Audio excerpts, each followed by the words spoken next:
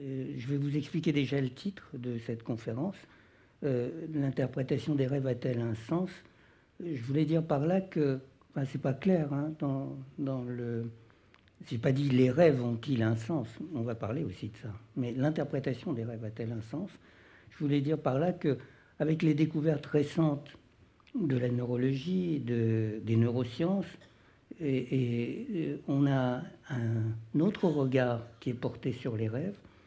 Et ce regard change quasiment tous les ans. Mais je crois que vous avez eu une série de conférences déjà là-dessus. Hein. Vous les avez suivies, ceux qui sont dans la salle, pour pas que je redise les mêmes choses, quoi. Bon, alors peut-être je redirai un peu les mêmes choses, peut-être. Et donc c'est des découvertes récentes. Après ces découvertes, est-ce que l'interprétation des rêves, ça a encore un sens de dire qu'on peut interpréter les rêves? C'est ça que je vais traiter ce soir. Et je vais le traiter d'une manière particulière et je vais vous expliquer comment je vais le traiter. Donc voici le titre, donc l'interprétation des rêves a-t-elle un sens? C'est pour ça que j'ai mis ce titre-là. Et je vais vous présenter ce propos, c'est-à-dire cette interrogation sur l'interprétation des rêves, et puis aussi sur la nature du rêve, hein, parce que on va en parler aussi tout au long. Je vais vous présenter mon propos en partant d'un champ de recherche qui est le champ de recherche le plus vaste possible, en fait, hein, le plus grand des champs de recherche, et en même temps le moins fréquenté, je dirais. C'est un champ de recherche qui part du principe que le rêve est un objet naturel. C'est un objet naturel, c'est comme les objets naturels du corps humain, quoi, hein. C'est un objet naturel, et que de ce fait, il a reçu un traitement par chaque peuple, chaque culture à travers le monde. Donc on a un champ d'expérimentation gigantesque, la façon dont les peuples et les cultures ont traité le rêve, et que ce champ d'expérimentation, eh bien, on part du principe qu'il y a à chaque endroit quelque chose de bon à prendre dans la façon dont le rêve a été traité dans tel endroit, dans tel endroit. Bien sûr, je ne vais pas vous faire un catalogue, loin de là. D'abord parce que je ne connais pas tous les endroits, et puis parce que ce ne serait pas productif.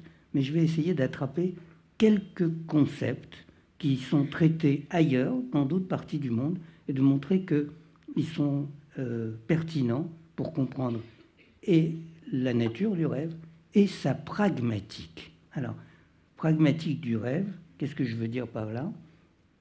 Je ne vais pas aller chercher... Vous savez, il y a plein de textes qui disent, eh bien, tel peuple a telle conception de l'âme ou telle conception du rêve. Je pense que c'est des interprétations et que c'est très difficile de dire, de faire un énoncé pareil, tel peuple a telle conception du rêve. En revanche, ce qu'on peut voir, ce qu'on peut observer et sur lequel on peut travailler véritablement, c'est comment, dans ce peuple, on traite les rêves. Donc c'est de la pragmatique. Qu'est-ce qu'on en fait? Qu'est-ce qu'on en fait des rêves? Et qu'est-ce que ça donne? Ce traitement-là aboutit à quel résultat? Voilà, c'est donc, je vais aller chercher les idées, non pas dans les conceptions du rêve, mais dans les pratiques et les techniques. C'est à ça que je vous invite ce soir. Alors, je vous ai mis ici le programme, je ne sais pas si je pourrais tout traiter, et je vais commencer par le premier chapitre, si vous voulez, le rêve, un objet interactif. Alors j'appuie, mais je n'ai pas appuyé au bon endroit. Voilà, un objet interactif. Bon, alors, le rêve, c'est un objet banal et quotidien pour chacun d'entre vous. Je vais partir d'un principe, c'est que tout le monde rêve et tout le monde sait que tout le monde rêve. Ça va? Vous êtes d'accord avec ça? Mais c'est aussi l'objet le plus singulier, le plus personnel qui soit. Phénomène banal, mais en même temps qui a contaminé un certain nombre d'événements de la vie, on va dire. D'un point de vue logique, le rêve, c'est comme une prière, en fait.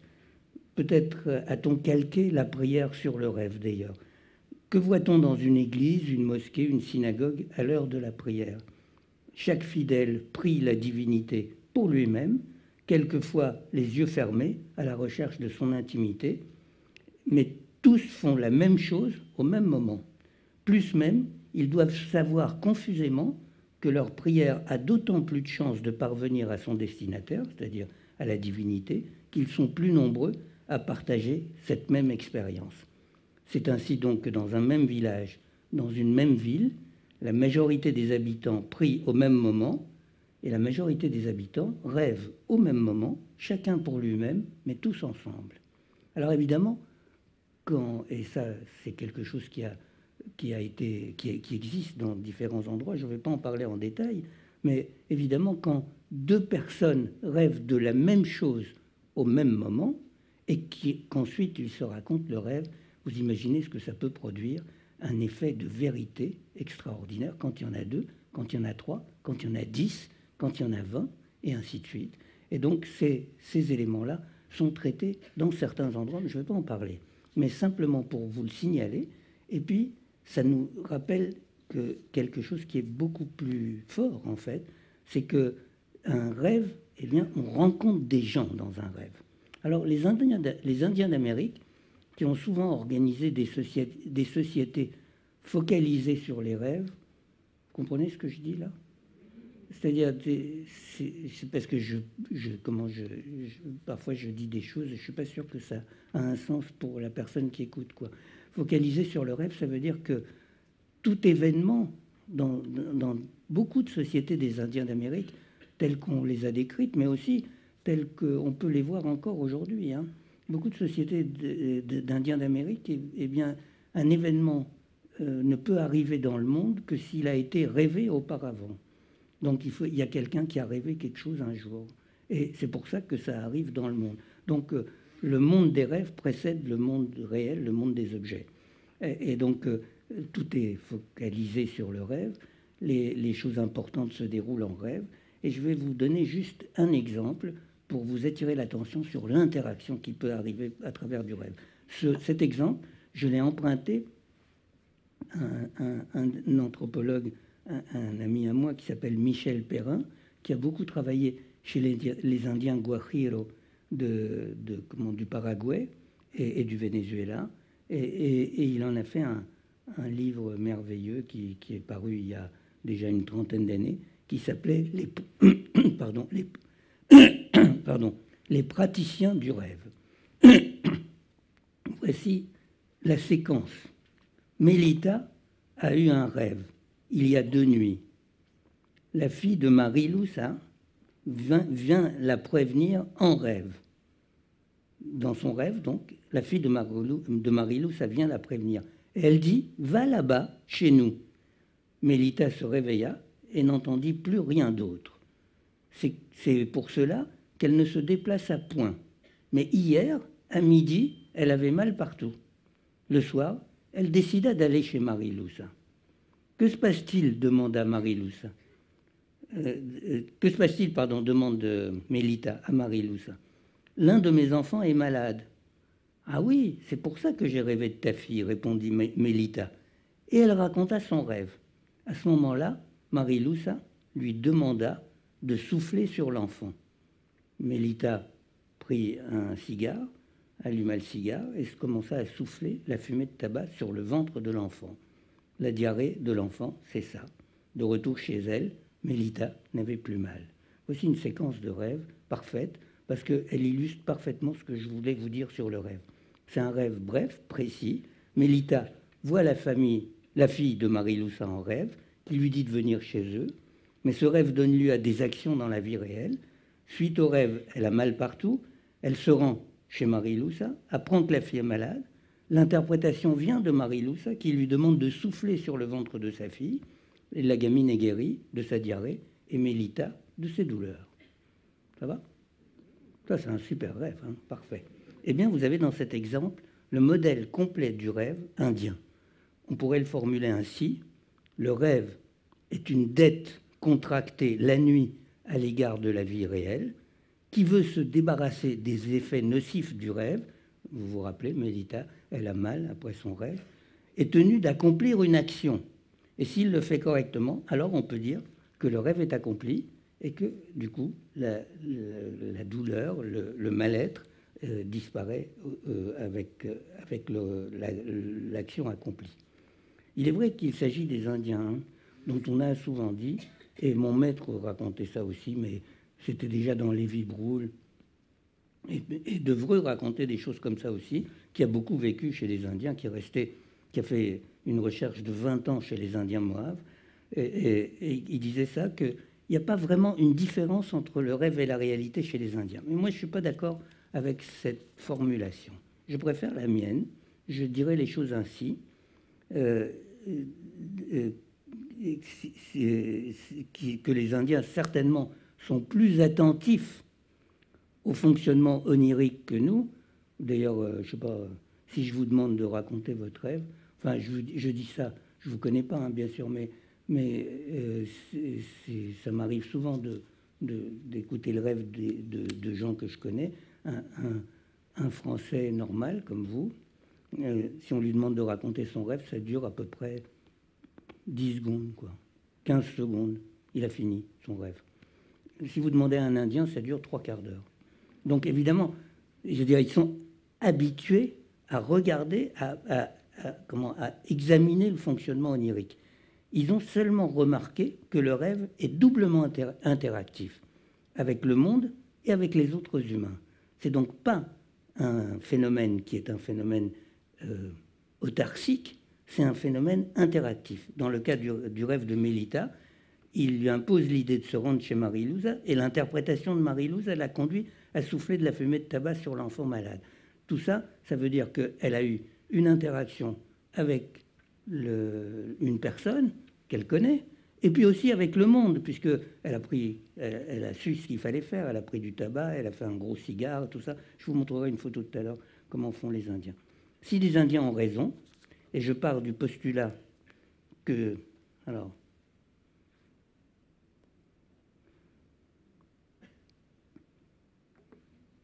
si les Indiens ont raison, et je pars du postulat que chaque peuple en a à nous apprendre sur le phénomène général qu'est le rêve, alors nous pouvons tirer une formule générale. Le rêve impose un nouveau regard sur le monde réel et il contraint à rechercher le message dans la parole d'un tiers. C'est clair, cette phrase? C'est-à-dire que vous êtes dans une position vis-à-vis du monde, vous avez un rêve, ça change votre position vis-à-vis du monde, mais vous ne savez pas dans quel sens, et il faut que vous vous adressiez à un tiers pour que vous ayez la direction dans laquelle changer votre activité. Alors, on pourrait dire qu'on pourrait avoir, à partir de ces observations, une première définition du rêve. Le rêve serait une activité mentale qui débute au cœur de la nuit, qui se poursuit silencieusement durant la veille, jusqu'à la rencontre d'un tiers par lequel s'achève l'accomplissement du rêve. Le tiers, vous l'avez deviné, c'est l'interprète. Vous savez que ce fut longtemps un métier. On appelait ce métier onirocrite. Onirocrite. Et ça fait référence à un texte magnifique dont malheureusement je n'aurai pas le temps de parler aujourd'hui, qui a été écrit au IIe siècle après Jésus-Christ par un virtuose de l'onirocritique, c'est-à-dire de l'interprétation des rêves, qui s'appelait Artémidore et qui vivait dans une ville près d'Éphèse qui s'appelle Daldis. Donc vous pouvez rencontrer ça, ce titre-là, Onirocritica, qui est parfois traduit par la clé des songes, ce qui est ridicule, parce que ça veut dire vraiment analyse critique des rêves, quoi. Un spécialiste du rêve qu'on allait consulter donc pour obtenir quelques paroles sur son destin ou quelques conseils pour sa vie. Alors, cette interprétation, qu'est-ce que c'est? Eh bien, je voudrais la formuler avec vous logiquement. Cette interprétation, qu'est-ce que c'est qu'une interprétation d'un rêve? Eh bien, je vais vous la raconter à partir d'une parabole qui est empruntée aux Mille et une nuits et qui a été reprise d'ailleurs par Borges. Il paraît que c'est l'historien arabe El-Ihaki qui a relaté l'événement. Il était un homme dans la bonne ville du Caire, en Égypte, qui travaillait pour gagner sa vie, qui travaillait dur pour gagner sa vie. Un jour, il était agriculteur. Un jour, le sommeil s'empara de lui sous un figuier, dans son jardin, tout près d'une source. Et dans son rêve, il vit en songe un homme tout mouillé qui sortait de sa bouche une pièce d'or. Et cet homme lui dit, ta fortune est en Perse, à Ispahan, va la chercher. Alors, je ne sais pas ce que vous faites si vous faites un rêve comme ça. Eh bien, lui, il y va à Ispahan. Il dit, si je vais faire fortune, j'y vais. Alors, il affronte les périls de l'époque, en plus de l'Égypte jusqu'en Iran, quoi. Des déserts, des navires, des pirates, des idolâtres, des fleuves, des bêtes féroces, des hommes. Et il arrive à Ispahan. Il crevait, il s'endort dans la cour d'une mosquée. Et une bande de voleurs traverse la mosquée pour entrer dans la maison mitoyenne. Les gens se réveillent, appellent au secours, les voisins crient aussi, l'officier du guet accourt avec ses hommes, et les bandits s'enfuient par la terrasse. L'officier fait fouiller la mosquée, on trouve l'homme du Caire. Alors, on le roche, on lui fait une sacrée violence, et l'officier le fait amener. Et puis, il lui demande, qui es-tu? Quelle est ta patrie? Qu'est-ce que tu viens faire ici? Et lorsque l'homme lui répond la vérité, l'officier demande encore, mais qu'est-ce qui t'a attiré en Perse? Un homme m'a ordonné en rêve de venir à Ispahan parce que c'était là qu'il y avait ma fortune. Me voici à Ispahan, et la fortune qu'il m'a promise, ça doit bien être ces coups de bâton que vous m'avez généreusement fait donner. L'officier éclatait de rire. Homme insensé et incrédule, lui dit-il, j'ai rêvé 3 fois d'une maison au Caire, au fond de laquelle il y a un jardin, dans le jardin un cadran solaire, derrière le cadran solaire un figuier, juste à côté du figuier une source, et sous la source, et paraît-il, il y a un trésor. Je n'ai pas accordé le moindre récit à ce mensonge, mais toi, qui es né de l'accouplement d'une mule avec un démon, tu as erré de ville en ville sur la seule fois de ton rêve que je ne te revois pas à Ispahan, va-t'en. L'homme prit la monnaie que lui a donnée l'officier, retourna dans sa patrie, et sous la source de son jardin, il déterra le trésor. Alors, dans cette parabole célèbre, puisque je vous dis, vous pouvez la voir, c'est dans la 351e nuit des 1001 nuits, que vous connaissez tous par cœur, bien sûr. Non, je blague, mais c'est vrai qu'il y en a des célèbres, quoi. Et qui a été reprise par Borges. Vous avez une théorie correcte de l'interprétation des rêves. C'est là la théorie correcte de l'interprétation des rêves, sur laquelle je reviendrai plus tard à la fin de mon exposé. L'homme du Caire se voit ordonné de se rendre à Ispahan. Il y trouve quoi? Un autre homme, l'officier de la garde, qui lui dit une parole qui elle-même provient d'un rêve et qui permet au rêve de s'accomplir. Nous pouvons en tirer l'énoncé général suivant. Le rêve engendre, par une sorte de mécanique intrinsèque, j'y reviendrai, l'apparition d'un tiers dont la parole permet au rêve de s'accomplir dans la vie réelle. C'est exactement ce qui se passe. Il en découle 2 règles universelles d'interprétation du rêve. La première, c'est que le rêve ne possède pas de signification en propre. Vous comprenez ce que je dis? Il n'y a pas de sens au rêve. Le rêve a une appétence pour l'interprétation. Il contraint à l'interprétation. C'est pourquoi j'ai intitulé cette première partie de mon exposé « Le rêve, un objet interactif ». Nous nous l'approprions une première fois, transformé en souvenir. C'est alors qu'il devient information sur l'ailleurs, message dont on ne connaît ni l'expéditeur ni le destinataire, et il reste à l'esprit comme une réponse à une question qu'on ignore. Voici encore une formulation possible du rêve. C'est bien une réponse, mais c'est une réponse à une question qu'on ignore. Alors, je ne sais pas de quelle catégorie de l'humanité chacun de vous fait partie. Celle qui croit que le rêve possède un sens, et celle qui sait que le rêve n'est que scorie de pensées confuses, brassées, sortes de mousse en agitation à la superficie de la conscience pendant le sommeil. Vous verrez que les uns et les autres ont à la fois tort et raison. Alors,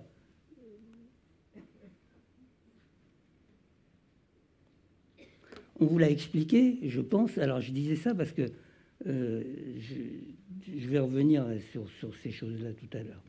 Je vous disais ça tout à l'heure parce que j'imaginais que vous aviez suivi les conférences sur la neurophysiologie du rêve. Alors, si vous ne les avez pas suivies, je vais vous dire en quelques mots. Le dormeur, quand il rêve, quand il dort, s'enfonce de plus en plus profond dans le sommeil Et ce sommeil se voit de manière électrique. Vous savez ça, hein? On met des électrodes sur le cerveau des gens qui dorment, on les fait dormir en laboratoire, on leur met des électrodes, ils s'endorment, il y a le premier stade, un sommeil lent, ensuite un sommeil plus lent, plus profond, un sommeil encore plus lent. Il y a 4 stades comme ça, premier stade, deuxième stade, troisième stade, quatrième stade. Quand ils arrivent au 5e stade, quand le dormeur arrive au 5e stade, tout d'un coup, il dort. C'est là où il dort le plus profondément, où il n'a plus aucune perception du monde, il ne ressent plus rien, il n'entend plus rien, il ne voit rien évidemment, et c'est-à-dire qu'il a totalement déconnecté avec le monde. À ce moment-là, on pourrait penser qu'il est arrivé au plus profond du sommeil possible, donc il n'est plus connecté avec le monde, et c'est à ce moment-là qu'il se passe quelque chose d'invraisemblable.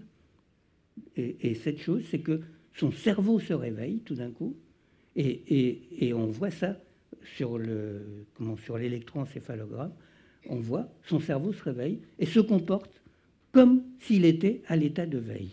C'est pour ça qu'on appelle ça, cette période de sommeil paradoxal, parce que à la fois le corps est totalement endormi et le cerveau est totalement réveillé. Ça va, vous me suivez? Vous saviez tout ça, hein? Bon, donc ça, c'est ce qu'on appelle le sommeil paradoxal. On pense, avec raison, je pense, que c'est à ce moment-là que se déroule la majorité des rêves de la nuit.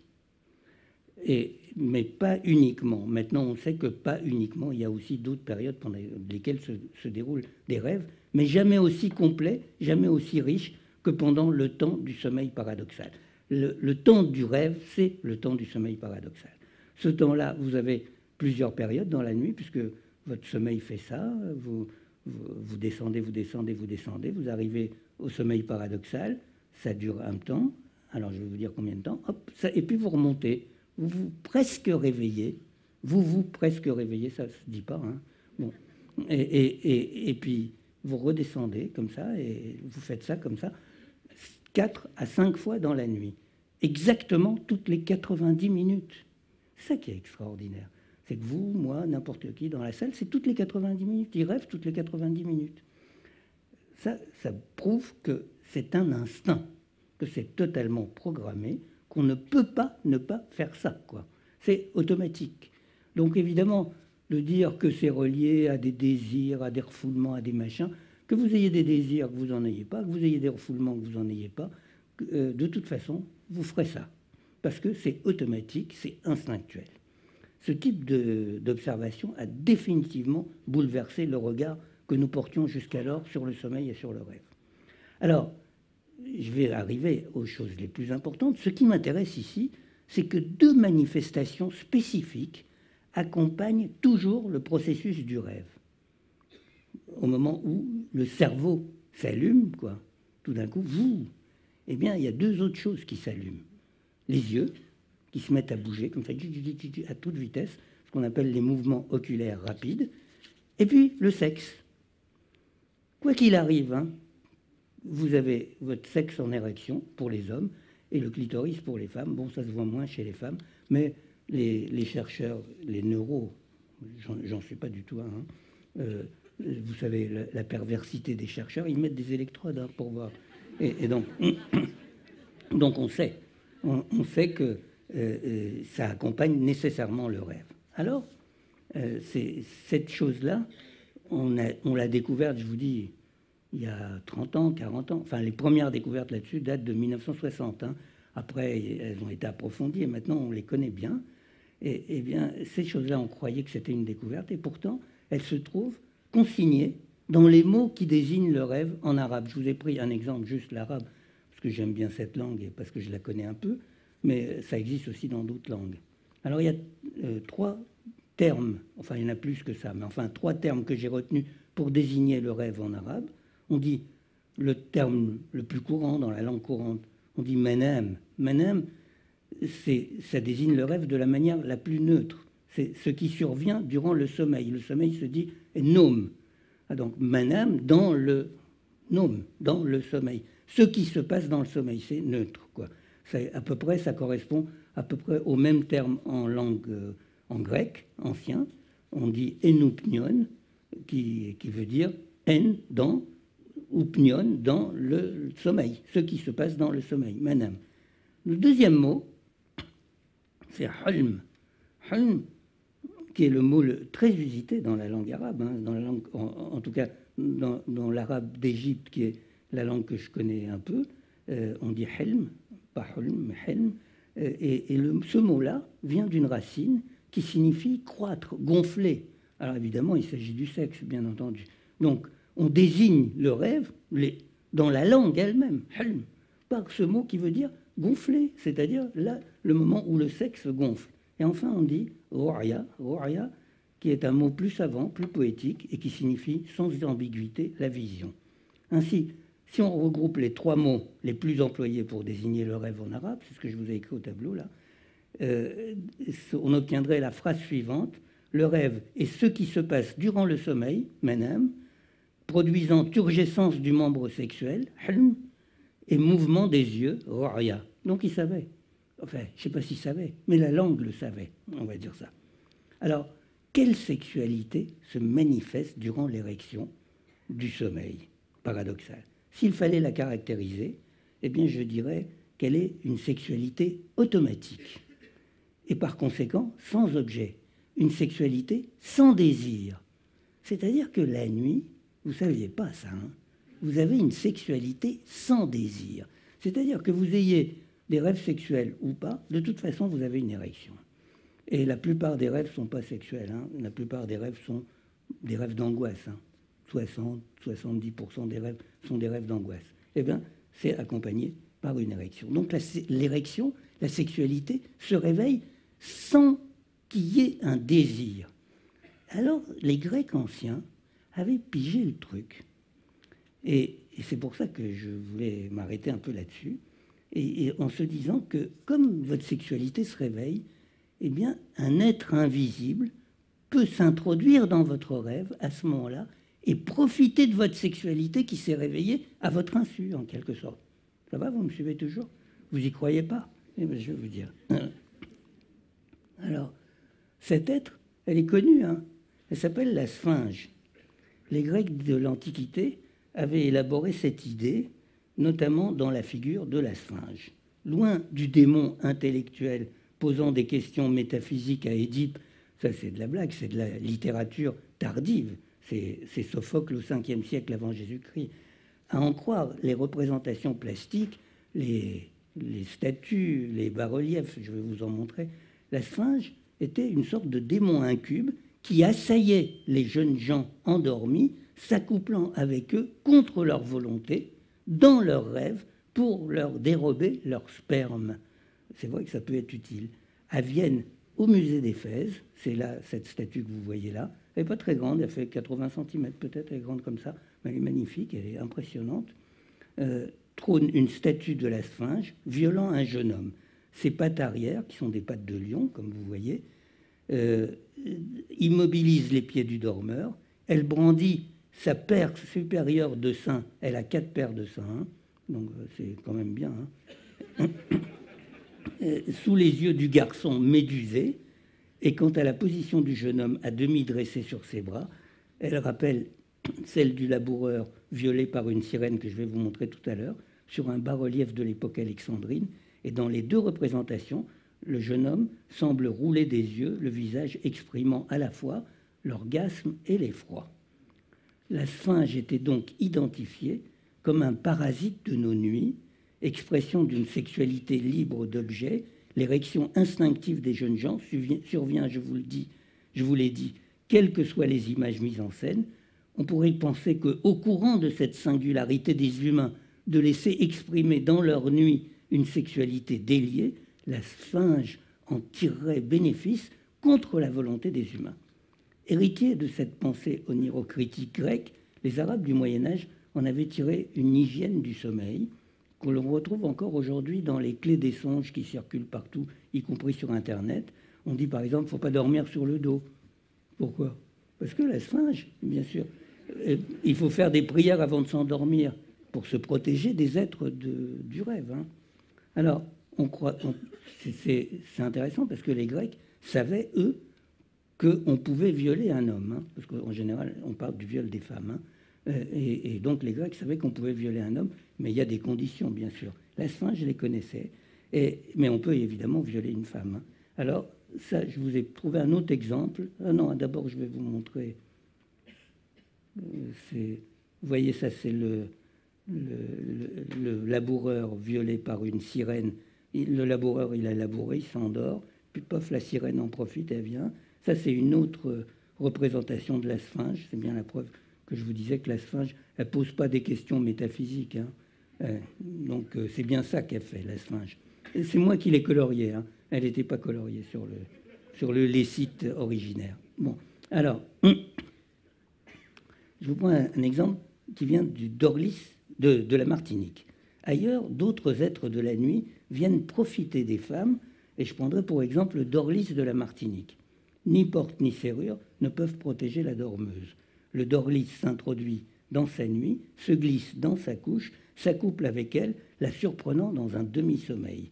La femme ressent un poids énorme sur la poitrine. Quoique consciente, elle ne peut faire un geste, pas même bouger un doigt, paralysée, le corps comme la pierre, en deçà du mouvement. Elle mesure sa présence à la force qu'il exerce, à l'impuissance qu'elle éprouve, violée comme du dedans, sans même la possibilité de préserver un fragment d'elle-même. Le Dorlis lui fait l'amour, mais bien plus encore, peut-être devrait-on dire qu'il lui prend tout. Son corps, sa jouissance et même jusqu'à son désir. Trace sensible de son passage, au matin, elle se réveillera endolorie, trempée et conservera sur son corps les marques de l'étreinte. Comme souvent, le caractère de l'être est inscrit dans son nom. Le mot créole Dorlis dériverait de l'anglais doorless, sans porte, soulignant les capacités intrusives de l'être désigné, car sa nature est effraction. On dit qu'il entre par le trou de la serrure, qu'il se glisse sous la porte, qu'il circule dans la maison comme un vent. Des maris de la nuit que l'on connaît en Afrique, beaucoup, je ne veux pas vous en parler. Peut-être vous avez lu ce merveilleux roman de Georges Amado qui s'appelle Donna Flor et ses deux maris.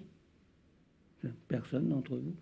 Vous devriez, c'est superbe, et où on raconte l'histoire d'une femme qui a comme ça deux maris, un mari du jour et un mari de la nuit, un mari des rêves, qui vient la voir toutes les nuits. Des maris de la nuit que l'on connaît en Afrique. Il a tiré cette capacité à élire une victime, à la transformer en esclave sexuelle, et des incubes de la Renaissance européenne s'apparentaient avec le cauchemar. En italien, incubo, qui veut dire le cauchemar, littéralement, ça vient du latin, qui se couche dessus. Il n'est pas sa manifestation, mais il est l'être lui-même du cauchemar. Alors, les femmes martiniquaises, elles en rient. Ça, la blague que vous voyez là, je l'ai trouvée dans un journal martiniquais. Donc, ils en rient, ils en rigolent. Mais, en même temps, c'est quelque chose qui est encore présent. On s'en protège des Dorlis en versant de l'alcali ou de l'ammoniac devant les ouvertures de la maison, ou bien du sel, ou encore de l'eau bénite, c'est comme vous voulez. On affirme que si la femme enfile une culotte bicolore, rouge à l'extérieur et noire à l'intérieur, le Dorlis ne peut pénétrer ni son rêve ni son corps. Pourquoi rouge dehors et noir dedans? Vous avez deviné, j'imagine. Parce que les êtres, on les trompe. Il ne faut pas leur faire des violences, ça ne marche pas. Il faut les tromper, on les roule. Alors quand c'est rouge dehors et noir dedans, c'est que quand il est dehors, il croit qu'il est dedans. Et donc du coup, il se tourne dans l'autre sens. Mais c'est subtil. Apercevant, c'est ce que je dis, apercevant le rouge, il se croit déjà à l'intérieur de la femme. On le dit aussi obsessionnel. Ainsi, si on dépose un bol de sable à l'entrée, il passera sa nuit à compter les grains de sable, et puis le jour va se lever, et puis il ne pourra pas... c'est ce qu'on raconte. Mais en tout cas, cet être-là est très présent. Aujourd'hui, dans le monde arabe, alors je vous ai parlé des Grecs anciens, des Antillais, et puis je vais vous parler un peu dans le monde arabe, un être spécifie le cauchemar, c'est comme ça qu'on l'appelait dans mon enfance. On l'appelle aburtas en arabe. s'il fallait traduire, on pourrait traduire par celui de l'étouffement, Ratz, et qui, abortas assaille le dormeur en sa nuit, paralyse ses membres, s'assoit sur sa poitrine et l'étouffe. C'est terrible, hein, c'est une expérience terrible. Hein, c'est-à-dire que vous êtes réveillé, mais vous êtes paralysé et vous sentez que vous allez mourir étouffé. Dans les pays du Maghreb, la culture populaire attribue l'intervention de cette incarnation du cauchemar à une faute grave commise par le dormeur, et la neurologie moderne a parfois interprété ce type de symptômes comme signe d'une apnée du sommeil. Alors c'est comme vous voulez. Hein.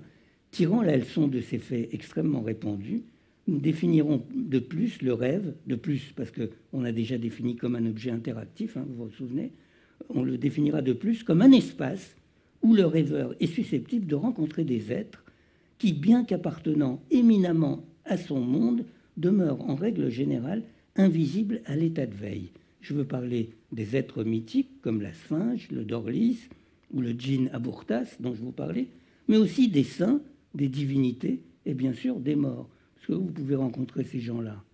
Dans la vie, en général, c'est vachement dur de les rencontrer. Donc, eh bien, il y a un espace où c'est possible. Mais pourquoi pense-t-on que cet être est réellement venu? Ça va, vous avez suivi pour le français, le cauchemar, tout ça. On va passer, parce que sinon je ne vais jamais arriver à terminer. Oula, j'ai encore un peu de temps. Oui. Alors, comment ça se fait qu'on sait que l'être est réellement venu et que ce n'est pas qu'une idée, en fait? Et à cause de l'expression physique. Quand il y a une modification physique dans un rêve, c'est un rêve qui dit « vous avez véritablement rencontré l'être évoqué ». Et je me base là-dessus sur quelqu'un à qui on peut toujours faire confiance. C'est-à-dire, il y a deux auteurs dans l'Antiquité grecque, Platon qui ment toujours et Aristote qui ment jamais. Donc c'est Aristote. Aristote disait avait fait cette remarque assez étrange de la part d'un grand philosophe comme lui. Il disait, regardez, si quelqu'un me chatouille, je rigole. Mais si je me fais exactement la même chatouille, je rigole pas. C'est vrai, hein. Vous faites l'expérience, c'est vrai. Comment ça se fait? Ben, c'est-à-dire que la sensation physique ne peut être déclenchée que par l'existence du tiers. Donc si vous avez un étouffement dans un rêve, si vous avez une éjaculation dans un rêve, si vous éprouvez un orgasme dans un rêve, c'est qu'il y avait un être qui est apparu. Hein? Aristote a toujours raison. Alors, je vous donnerai une façon de repérer ces êtres dans les rêves à partir d'un cas que nous avons suivi autrefois à la consultation d'ethnopsychiatrie il y a 25, 30 ans de ça, 30 ans peut-être. C'était... on n'en a pas vu beaucoup. Hein. C'était une Indienne du Chili, mariée à un Français de Seine-Saint-Denis. Hein. Elle avait rêvé d'un homme nu, un Indien précisément. Dans son rêve, elle l'avait écorché, épluché. C'était ses propres mots. Elle lui avait retiré sa peau comme on dépècerait un gibier. Elle l'avait dévoré systématiquement jusqu'à la dernière parcelle de chair. Elle récoltait avec le doigt la graisse qui s'échappait pour la sucer comme ça. Elle l'avait absorbée jusqu'à la dernière goutte. À la fin, il n'en restait rien, absolument rien, pas même un os, rien qu'un tout petit tas de vêtements qui, étrangement, fumaient comme s'ils avaient été brûlés. Alors, on reçoit, nous, les patients, en groupe de thérapeutes. On est quelques-uns, 5, 6, 7, 8, 10, ça dépend des fois, thérapeutes. Et les patients aussi sont plusieurs, hein. Il y a le père, la mère, les enfants, l'assistante sociale, les voisins. Donc, c'est un forum. Une consultation, c'est un forum. Et donc, au milieu du groupe de thérapeutes, les gens disent... d'abord, on est impressionné parce elle raconte le rêve et elle a un haut le cœur et elle fait un rot comme un buveur de bière, vous savez, qui vient de boire son demi, quoi.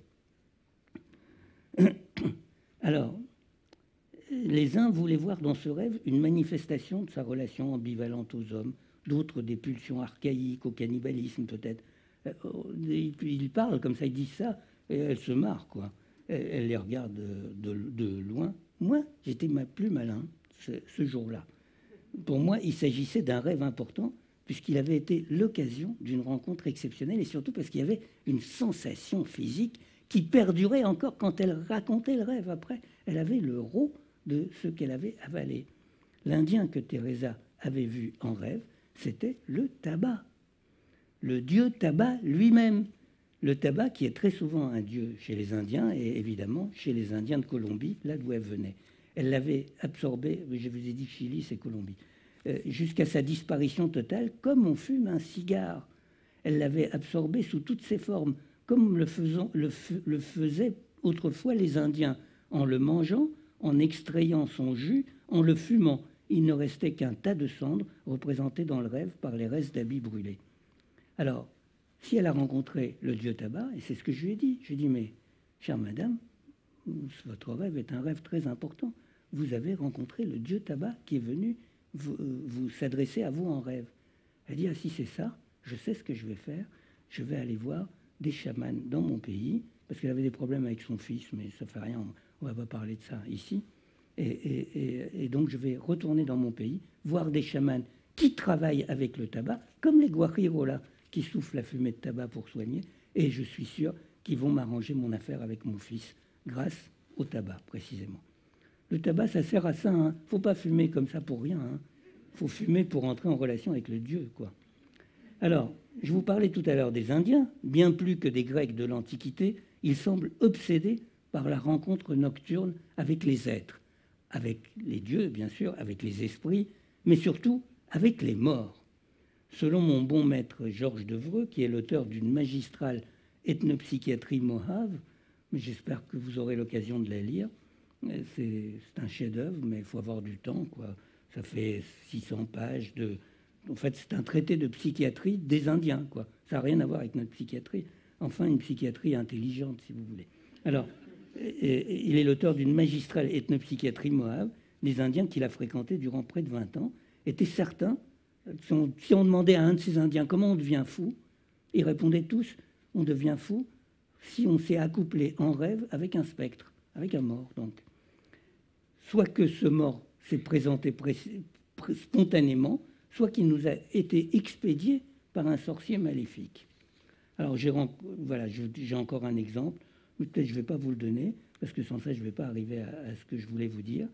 Mais je crois être parvenu à vous glisser l'idée que dans de nombreuses sociétés, peut-être pas dans toutes, le rêve est un espace public, d'accord, où le rêveur peut être amené à rencontrer ces invisibles que j'évoquais plus haut, en tant que Français du XXIe siècle, rationaliste, ce qui ne signifie pas rationnel pour moi, et probablement athée, vous considérez cette proposition avec distance, j'imagine. Mais mon expérience de l'interprétation des rêves, parce que je suis vieux, quoi, m'incite à penser que cette définition du rêve convient tout aussi bien à notre monde. Sur quelques centaines de rêves que j'ai reçus, parce que parfois j'interprète des rêves, je vous raconterai ça si vous me posez la question tout à l'heure, sur quelques centaines de rêves que j'ai reçus, une bonne proportion, je ne suis pas doué pour les statistiques, disons le tiers, contiennent une rencontre avec un mort. Et ça, c'est des Français rationalistes, athées, nommés contemporains. Je dirais que s'il est rare que les Français du XXIe siècle croisent dans leurs rêves des esprits, des divinités ou des diables, comme les exemples que je vous ai dit, il est en revanche très fréquent qu'ils y côtoient leurs morts. Et je comprends plus encore, je dirais même que c'est le seul endroit où cette population sinistrée peut rencontrer ses morts. L'Église lui a arraché ses morts au XIXe siècle. Vous savez, cette fameuse phrase « laisse les morts enterrer les morts », est terminée. Commence pas à faire tes rituels aux morts, quoi. C'est ça que ça veut dire. Et les psychologues et la mode de la crémation ont terminé le travail. Parce que les psychologues vous disent « Ah, si tu as rêvé d'un mort, c'est que tu es déprimé ». C'est pas que tu es déprimé, c'est que ton mort, il veut quelque chose. Alors, donc, je veux dire, si on est un Indien, on comprend les choses immédiatement comme ça. Il lui reste à ce pauvre contemporain que je vous ai décrit tout à l'heure, français, XXIe siècle, rationaliste et athée, il lui reste que ses rêves. Et je suis frappé par le fait que malgré les interprétations en termes de dépression ou de deuil, les gens continuent de rêver de leur mort tout le temps, d'en attendre des informations sur leur vie, des indications, une protection. Alors, maintenant, je voudrais avancer un peu, et je crois qu'il ne me reste pas beaucoup de temps, donc je vais sauter les recherches cognitivistes, ça vous pouvez les trouver dans la littérature, et je vais arriver à l'incubation. Alors, le rêve, je vous ai dit, est interactif. Deuxièmement, est un espace de rencontre. Troisièmement, on attend du rêve qu'il nous donne quelque chose, qu'il nous donne une solution. Et on a raison d'attendre ça. Le problème, c'est qu'on ne sait pas décoder cette solution. Les rêves sont des machines à fabriquer des solutions. Alors, je ne pourrais pas vous développer cette idée, mais je vais vous prendre des exemples qui proviennent de l'Antiquité et d'ailleurs. Alors, premier exemple, c'est ce qu'on appelait dans l'Antiquité grecque l'incubation. Alors, je vais vous décrire les choses, quoi. Mais ça, ce que je vous décris, ça va vous paraître romanesque. En fait, c'est tiré de descriptions qui datent du IVe siècle avant Jésus-Christ, depuis un lieu qui était le temple d'Asclépios à Éleusis. Plié en deux, l'homme avançait péniblement, se tenant le ventre. Le prêtre vit sa souffrance, mais il ne pouvait lui permettre de pénétrer ainsi dans l'abaton, l'espace sacré. Il le conduisit d'abord jusqu'à la source et lui demanda de s'y plonger à 3 reprises pour se purifier. L'homme grelottait en émergeant de l'eau glacée. Le prêtre lui demanda encore s'il avait bien jeûné toute une journée et toute une nuit avant de venir au temple. Et l'homme haussa les épaules en désignant son ventre. Comment aurait-il pu avaler même un simple morceau de pain dans son état, avec la douleur qu'il avait au ventre? Lorsqu'il entra dans l'enkoimeterion, le portique d'incubation, il fut effrayé par la quantité de serpents à grosses joues qui grouillaient sous ses pas. C'est vrai, hein, il y avait des serpents vivants. Hein. Mais la statue d'Asclépios, immense dans la pénombre, le rassura.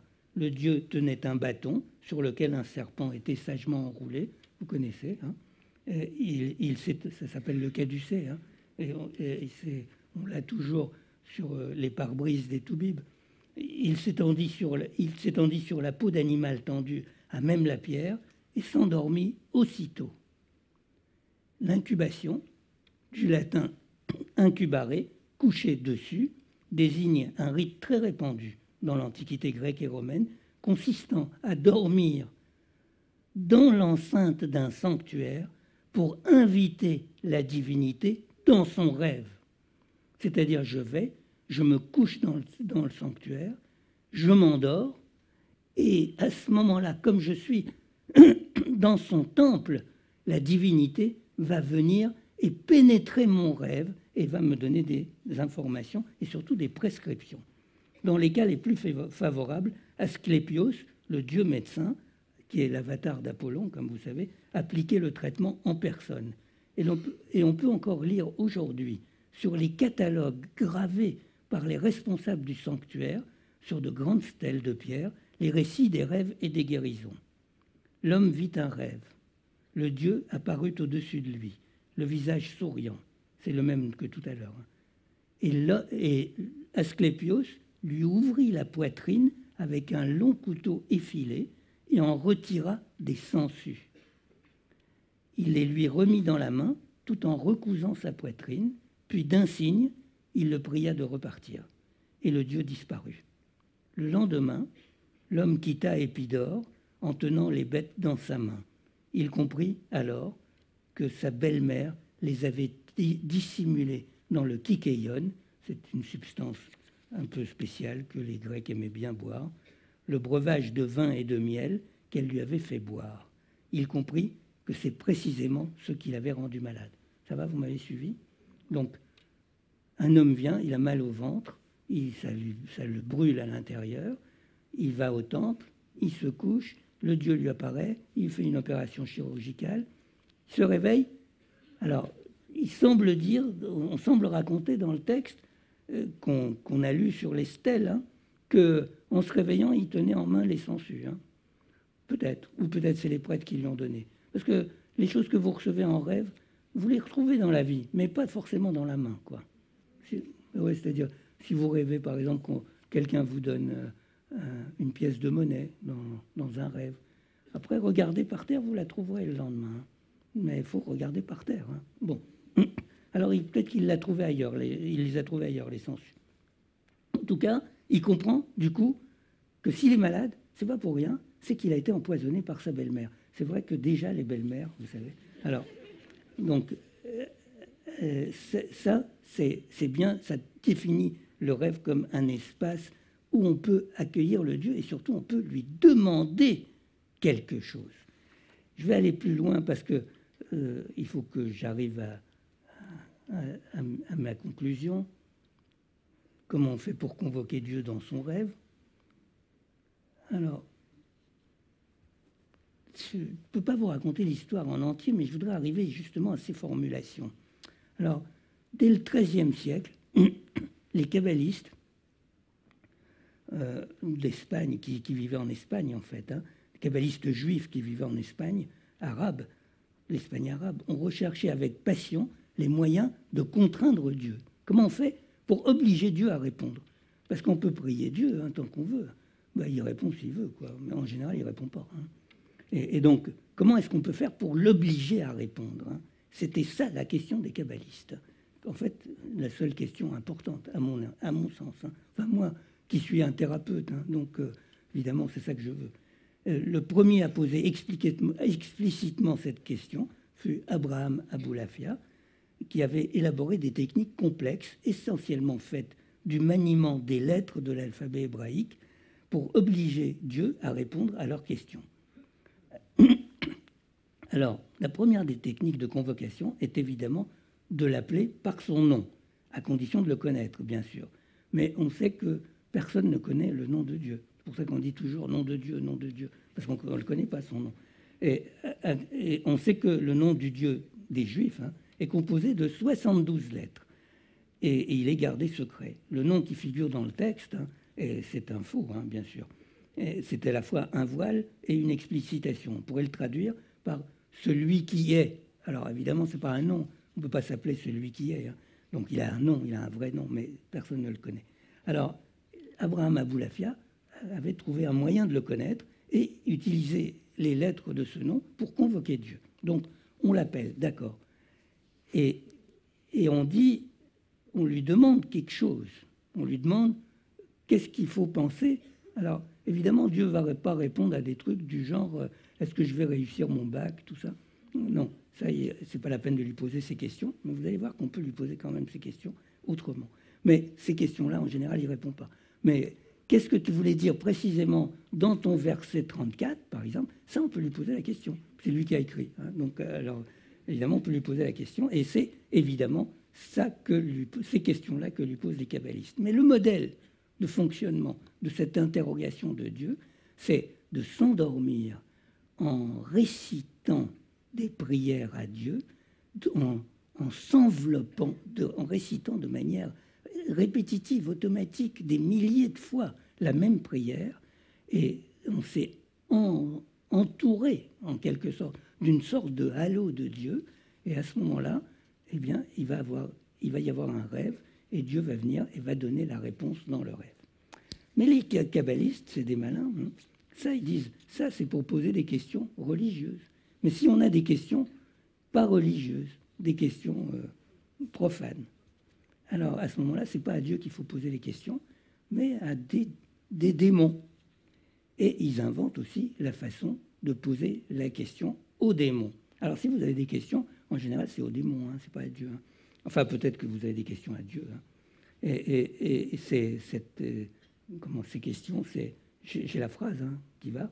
Je t'invoque et te demande de paraître. Cette phrase se trouve dans un livre de kabbaliste qui s'appelle le Sefer HaMeshiv, ce qui veut dire le livre de la réponse, parce qu'il y a plein de livres des questions, et puis il y a le livre de la réponse. Et je t'invoque et je te demande de paraître immédiatement, sans délai ni obstacle. Viens à moi dans un rêve de jour ou dans un rêve de nuit, pendant que je dors, et non pas pendant que je suis éveillé. Alors, curieuse circulation des techniques et des méthodes. dont on a vu qu'elle voyageait beaucoup mieux que les êtres humains, et a fortiori que les doctrines, cette forme d'interrogation du destin dont on attend la réponse en rêve se retrouve quasi à l'identique dans les pratiques soufis musulmanes. Et alors, qui a copié sur qui, on ne sait pas, parce que ça se passe à peu près au même moment, sauf que les pratiques soufis perdurent, les pratiques kabbalistiques aussi, mais elles sont moins répandues. Et en tout cas, on peut les trouver au Sénégal, à Dakar, aujourd'hui. Vous avez plein de gens qui vous proposent de faire l'istikhar et l'istikhar, c'est-à-dire d'interroger Dieu pour vous. Alors, on en tire un certain nombre de règles que je vous ai inscrites là. Il est possible de provoquer un rêve. Il est possible d'y convoquer des êtres, Dieu en général, ou des démons, à qui l'on pose des questions. Ces questions peuvent être des points de doctrine religieuse, mais peuvent aussi concerner la vie quotidienne du rêveur ou de sa famille. Ces questions peuvent également concerner des tiers. Autrement dit, ces techniques montrent qu'on peut rêver pour un autre, au service d'un autre, le rêve devenant le vecteur d'un vecteur. Et même dans ces récits de l'istikhar sénégalais, moderne, on peut monnayer ces rêves. Si tu me payes bien, je rêve pour toi, en fait. Et c'est vrai, je veux dire. Alors, qu'est-ce qu'on peut dire maintenant de l'interprétation des rêves qui était mon sujet initial?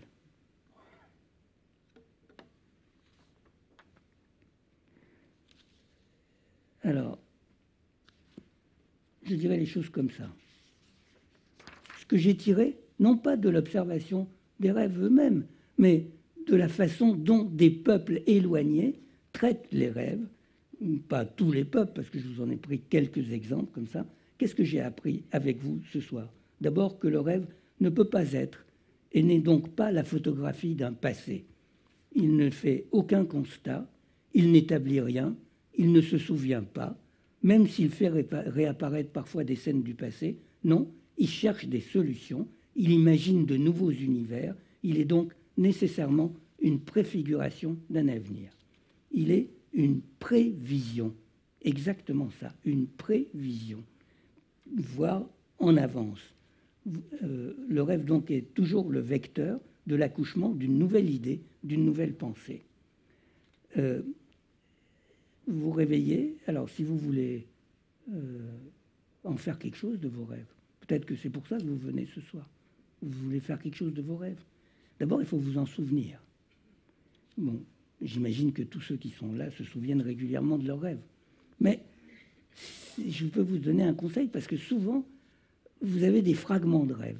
Et ne croyez pas les psys qui vous racontent que non, ça ne peut rien, avec un fragment, c'est aussi bien. Non, c'est pas aussi bien.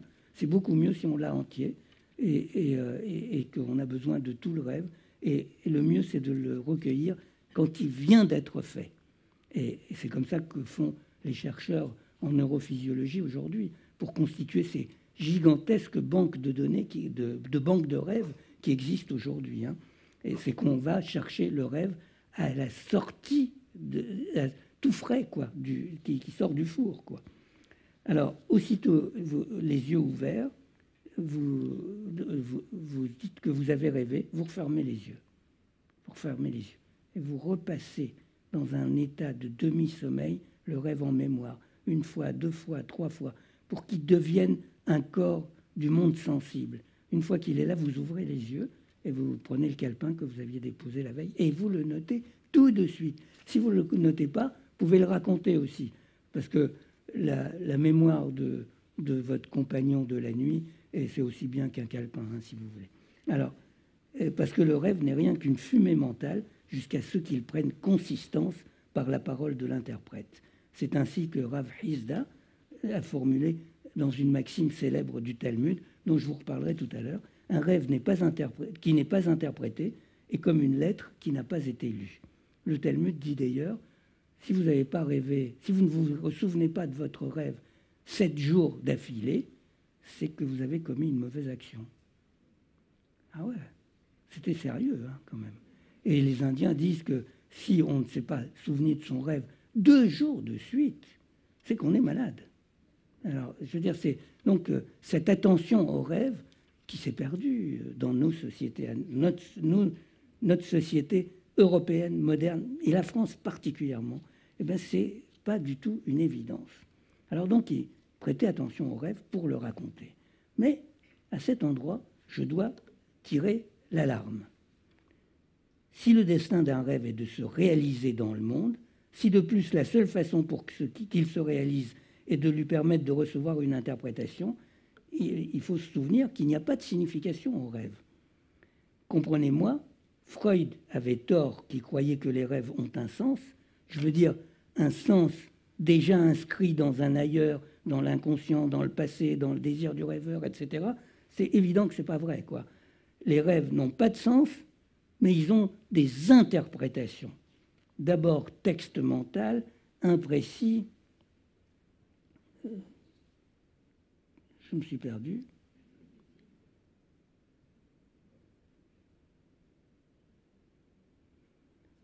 Humide, il se solidifie par le premier récit qu'est le témoignage du rêveur et finit par prendre corps avec l'interprétation que lui fournit son interlocuteur.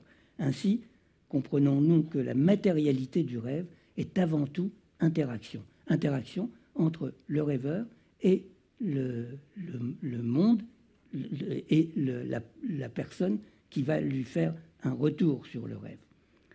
Voyez-vous, moi, je ne suis au service d'aucune discipline. Je suis, comme on dit, professeur émérite. Vous savez ce que ça veut dire? Non, ça veut dire exclu du mérite. Émérite. C'est-à-dire trop vieux pour faire des concours, ça veut dire. Bon. Ben oui, c'est vrai. Et donc, à ce moment-là, j'ai plus d'obligation. Je ne sers ni la neurophysiologie, ni la psychanalyse, ni la psychologie cognitive, ni tel Dieu, ni tel autre. Pourtant, je fais mienne cette tradition que je suis allé pêcher dans le Talmud, qui avait compris, je pense, de manière très précise la spécificité du rêve. J'ai trouvé dans le Talmud un énoncé, peut-être le seul, que vous devriez retenir de tout mon exposé. Plus qu'un énoncé, on devrait dire une formule, tant sa concision et sa précision s'apparentent au théorème mathématique. Une formule donc proprement révolutionnaire. Tous les rêves marchent selon la bouche. C'est ça que dit le Talmud. Tous les rêves marchent selon la bouche. C'est-à-dire, votre rêve se réalisera selon la parole de la personne qui va vous l'interpréter. Ben oui. Donc, évidemment, conséquence, faites gaffe, vous ne racontez pas votre rêve à n'importe qui. Ben oui, puisque ça va se réaliser selon la bouche. C'est-à-dire, la réalisation du rêve, ce qu'il en adviendra dans la réalité, découle de son interprétation. Le rêve marche selon la bouche. Rav Bana, c'est un autre extrait du Talmud, a dit, et je terminerai sur cette parabole, il y avait 24 interprètes de rêve à Jérusalem. Or, une fois, j'ai fait un rêve et je suis allé chez chacun d'entre eux pour demander son interprétation. Et ce que m'a interprété celui-ci n'était pas du tout comparable à ce que m'a interprété celui-là. C'est évident, hein. Vous faites la même chose, hein. Vous allez chez 24 psys, ils vous racontent 24 trucs différents. Hein. J'ai reçu en fait 24 interprétations du même rêve, toutes différentes. Pourtant, toutes ces interprétations se sont réalisées pour moi. C'est-à-dire que chaque événement qui avait été présagé s'est réalisé. Ceci concrétise le principe énoncé selon lequel tous les rêves marchent selon la bouche. C'est-à-dire que la réalisation d'un rêve varie en fonction de l'interprétation qui en est donnée. Merci beaucoup de votre patience.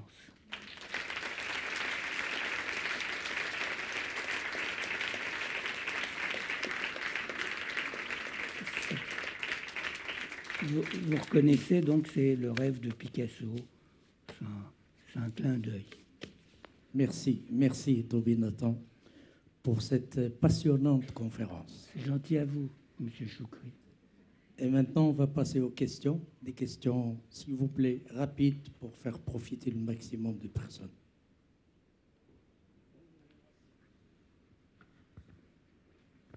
Une question très simple. Les bébés, c'est 90 minutes pour le sommeil paradoxal, enfin pour les phases? Pardon? Les bébés, les nouveau-nés, c'est 90 minutes. Les quoi? Les bébés, les nouveau-nés, les êtrus. Ah, ouais. Non, les nouveau-nés. Est-ce que c'est les adultes? Ah non, pas du tout. Les nouveau-nés, pas du tout. Et justement, c'est les fœtus, par exemple, ils ont un sommeil qui est comparable au sommeil paradoxal, mais qui n'est pas vraiment, c'est pas exactement la même chose que le sommeil paradoxal, sur le plan électrique, hein, et il est beaucoup plus long, et il intervient de manière beaucoup plus chaotique, avec beaucoup moins de régularité.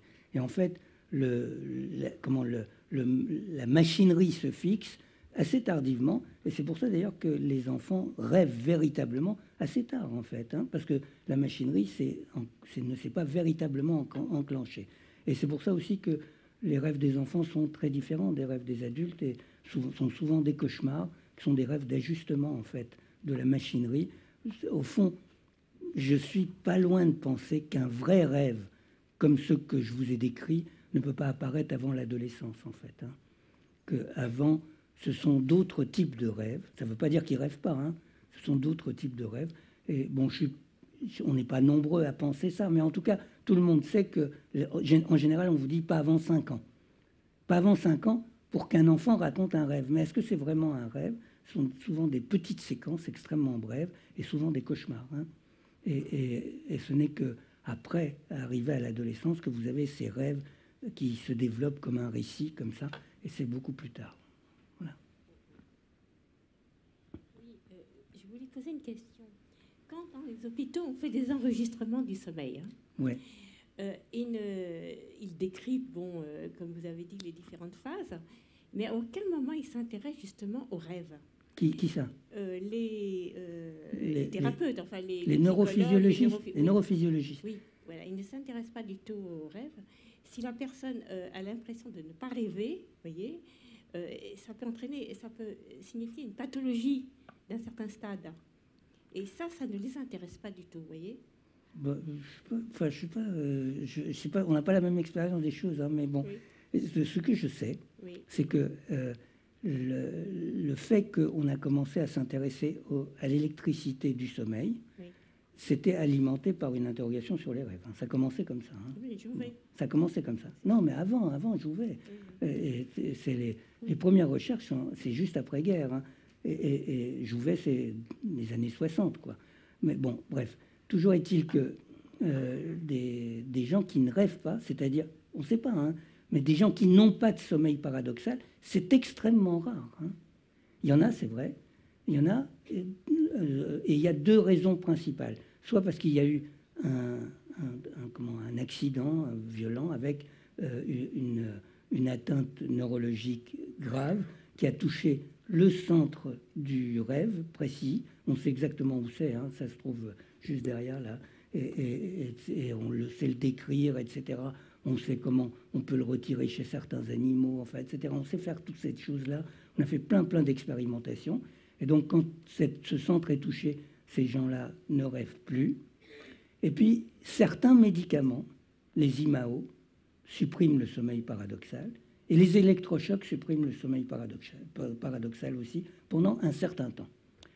Mais ça, c'est super important et super intéressant. Hein.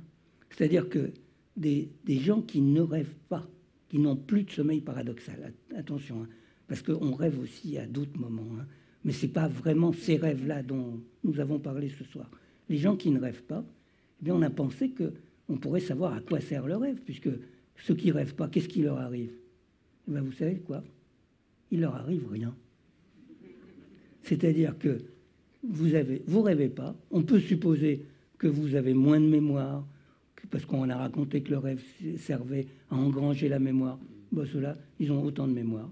On peut penser qu'ils sont plus coléreux, parce on a raconté que le rêve permettait de se purger des émotions de la journée.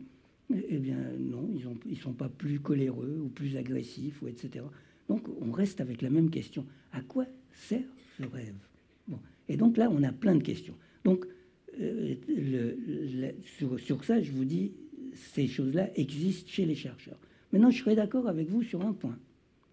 C'est qu'au fond, toutes ces recherches de neurophysiologie du rêve, qui sont tellement importantes, qui pour moi sont fondamentales, hein, ça a changé complètement ma vision du rêve, et j'ai compris pourquoi les Indiens avaient raison. Hein. C'est grâce à eux que j'ai compris pourquoi les Indiens avaient raison. Hein. Mais c'est vrai que ça ne les intéresse pas, que le rêve en lui-même ne les intéresse pas. Ce qui les intéresse, c'est le sommeil. C'est vrai, c'est la plupart du temps, c'est le cas. Sauf qu'il y a une autre catégorie de chercheurs dont je voulais vous parler, mais je n'ai pas le temps. Hein. Il fallait me donner 3 heures pour vous exposer ça.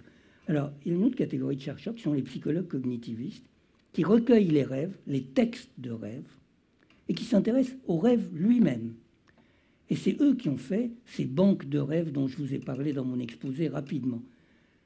Il existe des banques de rêves gigantesques. Aujourd'hui, la plus grande, je crois que c'est celle de San Francisco. Je pense que c'est 50 000 rêves. Et ces 50 000 rêves, vous pouvez les soumettre à des analyses statistiques, etc. Combien de rêves sont désagréables? C'est comme ça qu'on sait que la plupart des rêves sont des rêves d'angoisse. 60-70% des rêves sont des rêves d'angoisse. On peut demander combien de fois apparaissent les chutes de dents, par exemple. Vous trouvez partout dans les clés des songes, perdre ses dents, c'est un rêve extrêmement fréquent. Ben, on regarde dans 50 000 rêves, faits spontanément par des gens, ben, c'est même pas 1%, les chutes de dents. Donc, ça me permet de revoir des idées reçues sur le rêve. Donc, il y a tout de même des chercheurs qui s'intéressent au rêve en tant qu'objet spécifique. Donc, c'est pour ça que je ne suis pas tout à fait d'accord avec ce que vous dites. Pour la neurophysiologie, je suis grosso modo d'accord. Voilà ce que je peux vous dire. Alors, d'autres questions, d'autres commentaires, peut-être? Ma question sera brève. C'est qui est-ce qui parle? Ici. Ah, c'est monsieur. Les bonobos sont très proches de nous et ouais. Ils ont même, paraît-il, une activité journalière sexuelle assez importante. La nuit, est-ce qu'ils ont des gonflements? C'est 20-25 fois par jour. Des gonflements, comme vous dites, la nuit. Est-ce qu'on a fait des expériences là-dessus? Ah oui, oui, bien sûr. Oh, bah, vous pensez bien. Oui. Donc on est comme eux ou ils sont comme on est exactement comme les bonobos. Ce qui serait une chance, malheureusement, on est aussi exactement comme les chimpanzés, ce qui est quand même moins sympa. Hein, quand même, mais on est moins sympa les chimpanzés. Ouais, c'est moins sympa les chimpanzés. Les bonobos, chaque fois qu'il y a un conflit, ils ont un rapport sexuel, ce qui permet de résoudre ou d'éviter le conflit, je ne sais pas comme vous voulez. Et les chimpanzés, quand il y a un conflit, ils se tapent dessus. La nuit, il y a un sphinge. Ils se mordent, ils se font des trucs terribles. Ils se tuent aussi parfois, ce qui arrive très peu chez les bonobos quand même. Donc on est bonobo et on est chimpanzé aussi. Hein. On est aussi proche de l'un que de l'autre. On a une question ici à votre gauche. Où ça? Ah, à ma gauche. Oui, tout à l'heure vous avez dit que dans les sociétés occidentales et notamment en France, il y avait une perte d'intérêt pour le rêve. Ouais. Et notamment, j'ai l'impression que... Je viens vous voir comme ça parce qu'on ne voit rien. En fait. Bonjour. Et notamment, j'ai l'impression qu'il y a une vulgarisation un peu de la psychanalyse. Et est-ce qu'il faut y voir un regain d'intérêt pour le rêve ou alors un désir d'autodiagnostic? Ou alors un désir d'autodiagnostic. Un désir d'autodiagnostic. Complètement autre chose. Bon, non, peut-être, je ne sais pas. C'est intéressant comme question. Hein. Je ne sais pas bien, comment prendre les choses. Alors d'abord, pourquoi la société française? Parce que pour 1000 raisons, mais je pense qu'il y a d'abord une raison historique. Hein. C'est-à-dire que il y a eu un acharnement, je dirais, d'une violence inouïe contre les gens qui interprétaient les rêves au XVIe et au XVIIe siècle. Et ils ont été poursuivis avec la dernière violence. On a brûlé des gens, on a tué des gens, on les a mis en tôle, etc. Parce que le rêve était considéré comme une œuvre du démon, et s'intéresser au rêve, c'était être démoniaque, en fait. Hein.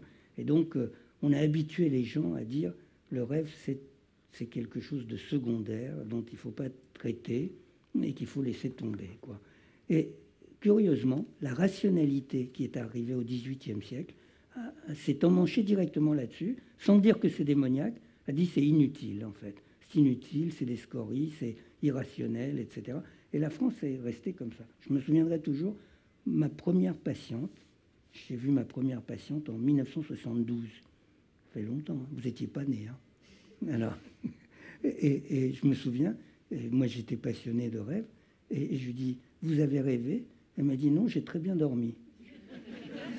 Alors j'ai dit, oula, je crois que je me suis trompé dans la façon de formuler ma question, quoi. Mais ça, c'est une caractéristique du pays, enfin, de l'Europe tout entière, des modernes en général. Bon, alors la psychanalyse a eu un intérêt formidable là-dessus, c'est qu'elle a réintroduit la question du rêve dans l'univers l'univers scientifique, pour autant qu'on puisse dire que la psychanalyse c'est scientifique, mais enfin bon, disons dans l'univers scientifique, hein, elle a réintroduit la question du rêve. Sauf que les psychanalystes ne s'intéressent pas au rêve. Bon, je ne sais pas s'il y en a dans la salle, ils vont hurler. C'est pas qu'ils ne s'intéressent pas au rêve théoriquement. Freud a écrit un livre sur l'interprétation des rêves. Il date de 1899, hein, c'est un peu vieux quoi quand même. Hein. Il a écrit un livre sur l'interprétation des rêves, mais il dit toujours, attention, ne vous focalisez pas sur les rêves. L'important avec le patient, c'est pas le rêve, c'est la psychanalyse. Donc le rêve est un moyen, pas une fin. Il n'y a pas cet intérêt spécifique pour le rêve. Bon. Et puis Freud a eu aussi une influence sur l'intérêt sur le rêve parce qu'il a laissé penser qu'il était possible d'interpréter soi-même son propre rêve. Et ça, je pense que c'est totalement faux. C'est impossible. Je pense qu'un rêve, si vous l'interprétez, en fait, c'est un nouveau rêve. Ce n'est pas l'interprétation du rêve. Parce que je vous ai bien expliqué ce que je voulais vous dire. Un rêve, forcément, doit rencontrer un tiers qui le propulse dans le monde. Si c'est vous, ce n'est pas un tiers et ce n'est pas le monde. Donc, vous allez faire un nouveau rêve qui attendra que quelqu'un vienne et vous propulse dans le monde. Normalement, un rêve, à l'issue d'un rêve, on dit, puisque tu as fait ce rêve, tu dois faire ceci. Tu dois faire ceci dans la vie. Et il faut que ce conseil soit un conseil argumenté, intelligent, profond. Bon, à ce moment-là, c'est une interprétation de rêve. C'est pour ça, je pense que les interprétations psychanalytiques du rêve ne sont pas des interprétations. L'interprétation de rêve, c'est ce que je vous ai décrit partout dans le monde, et je ne vois pas pourquoi la France serait différente du reste du monde de ce point de vue. Je ne sais pas si c'est clair ce que je vous ai dit. Voilà. C'est une vraie question, hein, ce n'est pas une petite question. Hein. Commentaire, question. Oui, bonjour. Bonjour. Qui parle?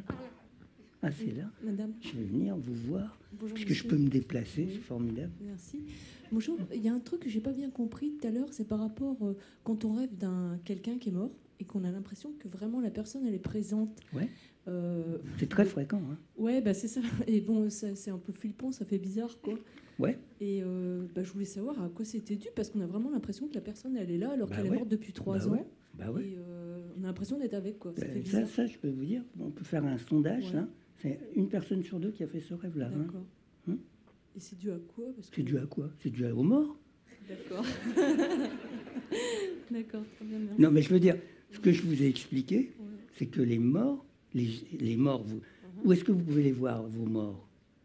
Au cimetière. Au cimetière, vous les voyez? Non, mais...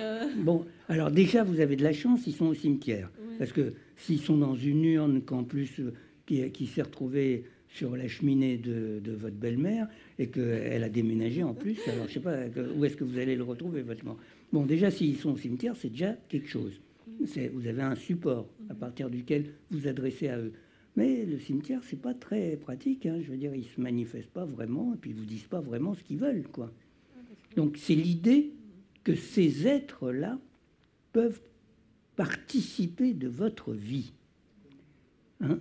Alors, justement, dans les rêves, et ce rêve-là, si vous avez une bonne interprète, un véritable interprète de rêve, il doit vous dire ce que vous devez faire.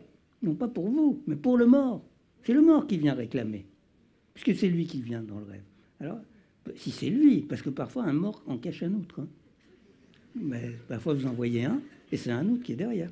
Mais ça, tout ça, ça se discute. C'est le travail de l'interprète, quoi. Mais, en tout cas, vous allez savoir ce qu'il demande, ce qu'il réclame. Et là, je pense qu'il y a des choses à faire. Alors, dans très souvent, c'est des histoires de régler les héritages. Bah oui, parce que les héritages, c'est quand même... Souvent, c'est des choses qui sont faites pas à la satisfaction de tout le monde. Alors, des héritages financiers, immobiliers, peut-être d'une autre nature, d'autres types d'héritages. Mais ça, c'est vrai, c'est des choses importantes. Ou alors, ça arrive aussi. Bon, mais je ne vais pas tout vous dire, tous les secrets quand même. Ça arrive aussi que quand une femme enceinte rêve d'un mort, par exemple. Et ça signifie que vous cherchiez le prénom de l'enfant, et ben le voilà, le prénom de l'enfant. Ben C'est une chose très courante, vous savez ça. Il dit, le mort vient, il dit, je reviens. Je reviens dans... Parce que j'ai vu qu'il y a un enfant qui revenait, et je veux revenir. Voilà, ça oui, très souvent ça arrive. Enfin, il y a plein de raisons. Mais en tout cas, c'est bien une série de rêves dans lesquels des gens de la modernité, comme vous et moi, rencontrent des êtres invisibles en temps normal, et ils les rencontrent là, dans cet espace-là. Et vous avez beau dire aux gens, parce que c'est ce que votre remarque est, la façon dont vous avez raconté ça est géniale, hein, c'est exactement ça, quoi. C'est-à-dire, vous avez beau dire aux gens, mais c'est pas le mort, c'est tes sentiments de deuil, c'est ta tristesse, c'est autre chose, etc. On dit, ouais, d'accord, mais qu'est-ce que je dois faire? Qu'est-ce que je dois faire? Non pas qu'est-ce que tu me racontes, mon fils, mais qu'est-ce que je dois faire? Ça veut dire que je dois changer quoi dans ma vie? Et ça, c'est ça qui m'intéresse, moi. C'est qu'est-ce que je dois faire, pas ce que je dois dire. On s'en fout de ce que vous dites. Qu'est-ce qu'il faut faire? Il y a une autre question ici. Ouais. Où ça? Là-bas? Alors ça me fait drôle parce c'est bien, que... ça fait faire du sport. C'est bien. Parce que justement, moi, mon prénom m'a été donné parce que mon père avait rêvé. Ben voilà. Et donc on m'a donné mon prénom. Et vous vous portez comme un chat? Non. Ah, bon. Bon, ça peut arriver aussi. Il y a dû y avoir un problème. Ça peut arriver aussi. En fait, ma question, elle est un peu trouble, mais qu'est-ce qui se passe avec les rêves qui sont jamais interprétés quand on n'a personne à qui raconter ses rêves? Bon, alors, il y a deux sortes de rêves, hein. Il y a ces rêves qui sont des rêves quotidiens, quoi. Un rêve fait son boulot, hein. Un rêve fait son boulot, c'est-à-dire il fait que vous êtes encore vivant le lendemain. C'est à ça que ça sert, un rêve, hein. Non, vivant, je ne parle pas de la vie physique, hein, mais c'est-à-dire réveillé, ayant la pêche vis-à-vis du monde, etc. C'est à ça que sert le rêve. Il vous renouvelle.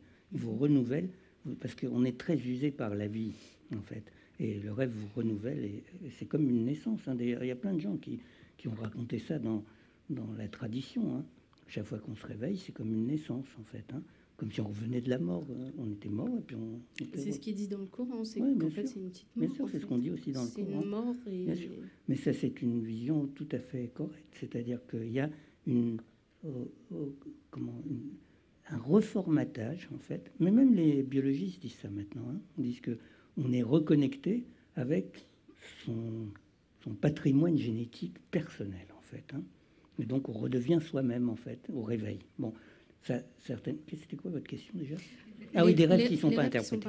Donc, ça, un rêve qui est comme ça, fait son boulot, et en fait, vous n'êtes même pas rendu compte que vous avez rêvé, mais vous avez été modifié par le rêve, et vous n'avez pas besoin d'interprétation. Mais il y a des rêves qui restent, qui s'imposent. Alors, il y a, parmi les rêves qui s'imposent, il y a ceux qui sont insistants, et puis les autres. Les autres, bon, personne ne les a interprétés, ça repart, puis ça va être brassé différemment. Parce qu'on sait très bien comment ça fonctionne, le rêve, hein. C'est-à-dire que tous les éléments de la veille, mais pas seulement de la veille, hein, d'éveil, à peu près 7 jours avant, quoi. On traite la nuit 7 jours précédents, les 7 jours précédents. Je ne sais pas pourquoi 7, hein, parce que c'est marrant qu'on ait inventé 7 jours à une semaine, et c'est précisément ces 7 jours, en fait, hein.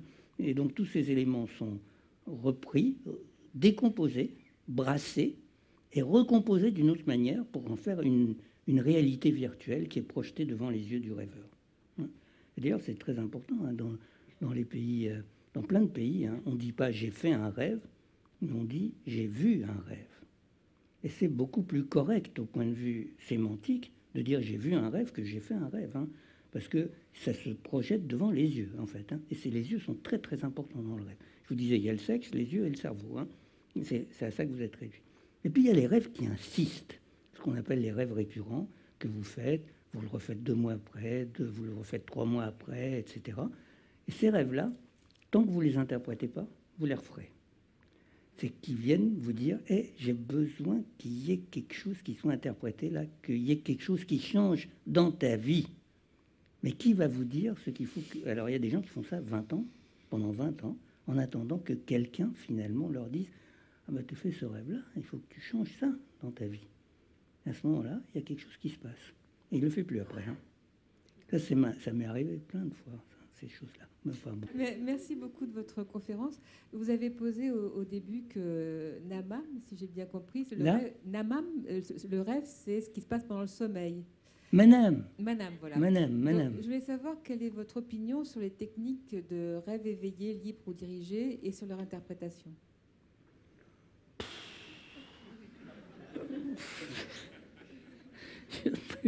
Je dis tout ce qui se réfère à la technique. Bon, alors, je vais prendre ce qu'il y a à prendre là-dedans, et puis ce qui me paraît, pour moi, tout à fait sans intérêt. Mais bon, c'est mon point de vue. Hein. Je veux dire, bon, vous en faites ce que vous voulez. Hein. Mais qu'il existe des rêves vigiles, c'est vrai. C'est-à-dire qu'il y a des gens qui ont gardé une certaine conscience tout au fond de leur sommeil paradoxal. Je vous ai décrit, hein, on rêve que quand on est totalement paralysé et quand on n'entend plus rien du monde, quoi. Hein. Et puis, évidemment, on n'est pas conscient du tout de rêver, ce qui est une chose incroyable, quoi. Parce que ça veut dire que quand on se réveille, le rêve, c'est un objet étranger à soi. Alors, quand les gens vous disent, les psys n'arrêtent pas de dire, vous avez fait un rêve, vous devez prendre conscience de ce que vous avez souhaité dans votre rêve, c'est de la blague, parce que la personne ne vit pas ça du tout comme ça. Un rêve lui a été présenté. Alors, il y a certaines personnes qui sont pas tout à fait comme ça. Et c'est une caractéristique personnelle. C'est des gens qui ne sont pas comme les autres, on va dire. Et c'est ce qu'on appelle les rêveurs vigiles. Alors, ils peuvent s'éduquer aussi. On peut les éduquer. Et je sais qu'il y a des expériences qui sont faites avec les rêveurs vigiles. Et on leur apprend à réagir à des personnes qui sont à côté d'eux pendant qu'ils rêvent. C'est-à-dire, quand tu rêveras, quand tu commenceras à rêver, tu tâcheras de lever ton petit doigt. On ne peut pas faire de mouvement du tout quand on est en sommeil paradoxal. Et bien, ils arrivent à bouger le petit doigt, c'est-à-dire qu'ils vous entendent dire vas-y, est-ce que tu rêves? Lève le petit doigt. Et hop, ils lèvent le petit doigt en dormant. Donc, c'est des gens un peu spéciaux qui peuvent passer d'un monde à l'autre, quoi, un truc comme ça. Bon. Alors, c'est des choses exceptionnelles. Alors maintenant, rêve éveillé, c'est Desway qui avait fait ça, qui est un Jungien. Bon, je ne vais rien dire parce qu'il y a sûrement des Jungiens dans la salle et je ne veux pas les offenser, ni les Deswayens. Peut-être que vous êtes Deswayenne, je ne sais pas. Bon, alors, Desway, qui était un psychologue français du début du XXe siècle, qui a commencé à penser qu'on pouvait diriger le rêve de quelqu'un pour l'amener à faire des rêves positifs pour lui. Bon, alors, écoutez, ça part d'un bon sentiment, quoi. C'est ça que je dirais, moi. Je dirais ça comme ça. Mais diriger un rêve, étant donné qu'un rêve, c'est l'absence de direction, justement. C'est de faire surgir la vie là où il y a du béton, quoi. C'est-à-dire que votre vie, c'est du béton, tout est organisé, et dans le rêve, tout d'un coup, tout se fragmente, et vous reconstituez quelque chose de nouveau. Alors, que vous allez diriger ça, surtout pas, pitié, ne dirigez pas mon rêve, quoi. C'est ça que j'aurais envie de dire. Donc, je suis philosophiquement contre. Voilà ce que je pourrais vous dire. Maintenant, sûrement qu'il fait du bien aux gens, hein, je veux dire, c'est le bien qu'on fait aux gens, ça peut venir de techniques qui sont très mauvaises, hein. Au fond, la technique, là-dedans, c'est peut-être relatif, disons. Mais cette idée qu'on peut fabriquer un rêve comme on fabrique un fantasme, ça me paraît impossible. Ça me paraît impossible. Ce n'est pas des rêves. C'est ça que je veux dire. Ce n'est pas des rêves. Le rêve, c'est de la vie qui surgit à l'état brut. Et c'est une nouvelle vie, c'est une nouvelle production. Et c'est à vous de vous adapter au rêve. Ce n'est pas à vous de fabriquer le rêve, quoi. Ça va, c'est clair ce que je vous dis. Voilà ce que je pense. Maintenant, c'est personnel, et j'avoue que je ne suis pas vraiment compétent pour parler de ça. Je connais ces trucs-là, je n'ai jamais pratiqué, je suis plutôt contre de la pratique de ces choses-là, mais peut-être j'ai tort. Mais j'aime bien l'inverse, c'est-à-dire l'hypnose. Et l'hypnose est une chose... Moi, j'ai appris l'hypnose, mais je ne pratique plus. Hein, mais j'ai appris l'hypnose auprès de Chertok. Léon Chertok, qui était un psychiatre, psychanalyste, hypnotiseur, dans les années où tous les psys disaient l'hypnose, c'est une horreur, quoi. Hein. Il y a eu toute cette période, ça a duré 50 ans. Hein. la glaciation de l'hypnose, quoi. Et donc lui, il continue à faire de l'hypnose. Et il disait, quand on lui disait, mais c'est quoi? C'est du transfert, des trucs de psy, quoi. Hein. C'est du transfert, c'est une façon de manipuler des gens, etc. Il dit, non, non, non, l'hypnose, on ne sait pas. Eh bien, aujourd'hui, il avait raison. On sait qu'il avait raison. C'est-à-dire qu'il y a l'état du cerveau éveillé, on sait le reconnaître électriquement, l'état du cerveau endormi, on connaît toutes les phases, on sait les reconnaître électriquement. Un vrai chercheur, il regarde votre électroencéphalogramme, il sait dans quel état vous êtes. Et il y a l'état de l'hypnotisé qui ne ressemble ni à l'un ni à l'autre. C'est un troisième état. Donc induire un état inattendu dont on ne sait pas ce qu'il va produire, ça m'intéresse beaucoup plus que faire un rêve éveillé, alors que c'est impossible de faire un rêve, quoi, de fabriquer un rêve soi-même, quoi. D'ailleurs, si vous lisez dans la littérature, tous les rêves qui sont racontés dans les romans, dans les trucs comme ça, ça paraît totalement faux, quoi, parce que c'est pas comme ça un rêve. Un rêve, c'est des choses qui surgissent, qui sont inattendues. Mon maître a écrit des trucs, hein, Devreux a écrit un livre qui s'appelle « Rêve dans la tragédie grecque ». Et il regarde tous les rêves qui sont racontés par les grands tragiques, Échille, Sophocle, etc., dans les tragédies grecques. Et il repère ceux qui sont manifestement des rêves. Lui aussi, il aimait bien ces trucs-là. Hein.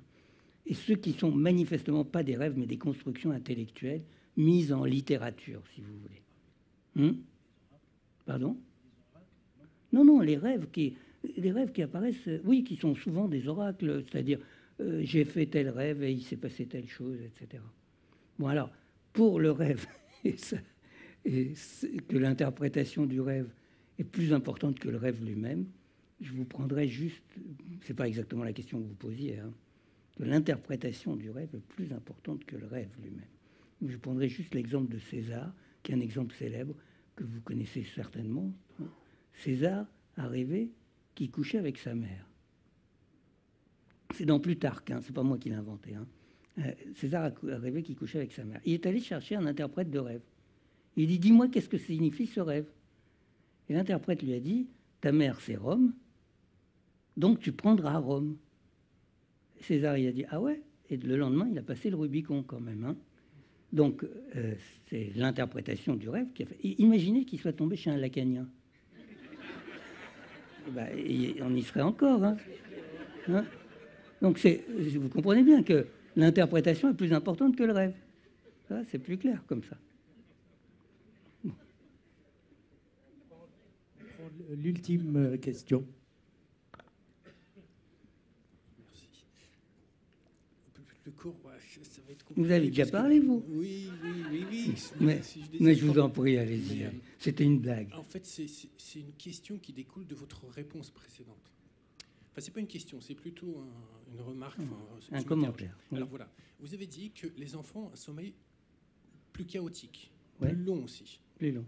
Vous avez dit que l'adolescence, c'est à l'adolescence où les rêves commencent. Donc, les vrais rêves longs comme ceux. Voilà, les vrais rêves, voilà. Et donc pour moi, le rêve, enfin pour moi, c'est pas pour moi, mais je le ressens ce que vous avez dit durant la conférence de cette manière-ci. L'inconscient s'éveille à un moment donné où on va commencer à faire des choix par rapport au monde dans lequel on se situe, dans lequel on va évoluer. C'est à peu près au moment de l'adolescence où on va choisir le monde qu'on désire construire. C'est-à-dire, c'est là où on va s'opposer à notre parent, c'est là où on va dire je veux faire ça, c'est là où on devient un adulte quelque part. Et c'est là où on a des érections aussi. Oui, enfin c'est. Alors ça m'a fait penser aussi à quelque chose. Mais je suis désolé, mais en fait c'est voilà. Cette érection vient de la détente du corps. Le muscle se relâche, donc l'érection arrive. Je ne pense pas que ça a à voir avec la sexualité. C'est pas un muscle, hein. Oui, je sais. Non, mais le muscle va faire relâcher. Oui. Donc voilà. Non, c'était une plaisanterie. Voilà, pardon. Ok, non, mais parce que... Alors, pour tout ça, je vais essayer de raccourcir. Ce qui caractérise l'enfance, c'est l'apprentissage. D'accord ? Ce qui caractérise l'adulte, c'est son rapport au monde. D'accord ? Et ce sommeil, ce rêve... Est-ce que le rêve ne serait pas ce sommeil paradoxal? Est-ce que ce ne serait pas justement à ce moment-là que le cerveau va traiter les informations apprises durant la journée pour ensuite pouvoir interagir, interagir le lendemain avec le monde, quoi. Et vous avez parlé d'une chose, les gens qui n'ont pas de sommeil paradoxal, vous avez dit ils sont normaux, mais est-ce que leurs capacités d'apprentissage ne sont pas altérées? Est-ce qu'ils sont toujours aussi... Enfin, je ne sais pas si vous avez la réponse, mais je me pose la question, quoi. Non. Est-ce que le sommeil... Bon, l'apprentissage... Bon, vous avez dit plein de choses, parmi lesquelles il y en a auxquelles je souscris, d'autres auxquelles je souscris moins. D'abord, j'ai jamais parlé d'inconscient, moi. Je sais pas. Vous m'avez pas entendu prononcer ce mot-là. Ça me paraît totalement déplacé dans cette affaire. Je veux dire, inconscient au sens où on a des mécanismes inconscients qui gouvernent certaines parties de notre existence à notre insu. C'est évident. Par exemple, on parle le français, la grammaire est inconsciente. On respecte la grammaire. C'est ça, inconscient, pour moi. Mais refoulé, ça, c'est une autre affaire. Et ça, je pense que ça n'existe pas. Hein. Alors, bon, donc ça, c'est le premier élément. Et c'est pour ça que vous semblez dire que le rêve est produit par cette chose-là, qui a été mise sous le boisseau dans la journée et qui ressurgit. Alors, qui ressurgit soit sous forme de remise en ordre, soit sous forme d'autres formes. Alors, cette proposition a été assez partagée chez les neurologues, hein, y compris chez les neurologues, les chercheurs en neuropsy, quoi, a été assez partagée longtemps. Ils ont dit que c'était une façon de se souvenir, que dans le rêve, on se souvient, c'est-à-dire qu'on met la mémoire en ordre. Peut-être qu'un phénomène comme ça existe un peu, mais c'est pas ça, le rêve. C'est peut-être qu'à l'occasion du sommeil, il se passe des choses comme ça. Mais le rêve, c'est pas ça. Le rêve ne prend pas des éléments de la veille, d'abord. La plupart des éléments qui apparaissent dans le rêve sont des éléments des jours précédents, pas de la veille exacte. Je vous dis des 7 jours précédents, mais c'est plus des jours qui ont précédé, pas la veille exactement. Ça, on sait parce qu'on a beaucoup travaillé sur ces questions-là. Et que, par ailleurs, le rêve ne fait pas ça. Il fragmente les choses. C'est-à-dire que vous avez vu dans votre journée, vous avez vu une dame qui a un pull rouge, vous avez vu un monsieur qui a transformé son anorak en jupe. Eh bien, vous allez faire la nuit, vous allez rêver d'un être bizarre qui a un pull rouge et une jupe noire, par exemple. Mais c'est deux personnes. Vous avez pris des éléments d'une personne, des éléments d'une autre personne, des éléments d'une troisième, etc. Et vous avez recombiné une nouvelle réalité, quoi. Et c'est cette nouvelle réalité qui est intéressante. C'est ça, un rêve. Moi, je vous parle du rêve, je ne vous parle pas de la nuit. Il se passe plein de choses dans la nuit, à part le rêve. Hein. Mais le rêve, c'est comme ça qu'il marche. Et donc, il fabrique une néo-réalité virtuelle qui est présentée au rêveur comme si elle était réelle. Et le rêveur s'y trompe. Il prend ça pour de la réalité. Au moment où vous vivez votre rêve, il est vrai. C'est ça, l'histoire. Et donc, c'est à ça qu'il faut répondre. C'est ça, la spécificité du rêve. Donc, c'est ce qui le caractérise, c'est l'invention de nouveaux mondes. Pardon, je suis trop bavard. Ok, je m'arrête. Samahni. On va couper même le micro. Ah, bon. Merci. Merci, Toby.